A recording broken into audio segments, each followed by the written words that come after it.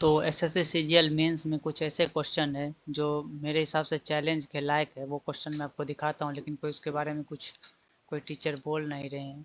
तो जैसे अब आप कमेंट कीजिएगा ये मैं सही बोल रहा हूँ कि नहीं। जैसे ये है, इस क्वेश्चन में हाफ द टैंक मेंशन है। अगर हाफ द टैंक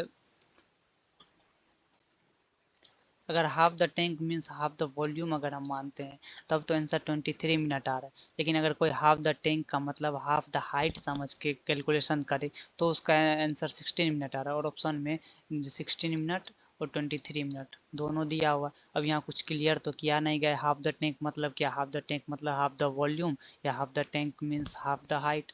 तो आप कमेंट कीजिएगा क्या मैं सही बोल रहा हूँ या फिर सही है ये।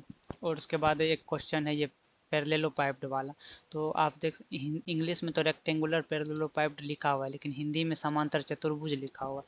समांतर चतुर्भुज तो हम सब जानते हैं 2D फिगर है। जब 2D फिगर है तो उसमें फेस डायगोनल, स्पेस डायगोनल और वॉल्यूम का तो कोई सवाल ही नहीं है। तो इसमें तो हिंदी में अगर देखें तो ये 2D फिगर है, इंग्लिश में देखें तो ये 3D फिगर है। तो यहाँ ये भी क्वेश्चन को चैलेंज के लायक लग रहा है। और ये क्वेश्चन तो सबको मालूम, इसका 25/120 होगा, ये तो खैर ठीक मतलब। और उसके बाद ये है, इसमें एट आइडेंटिकल पार्ट्स में कट करना था।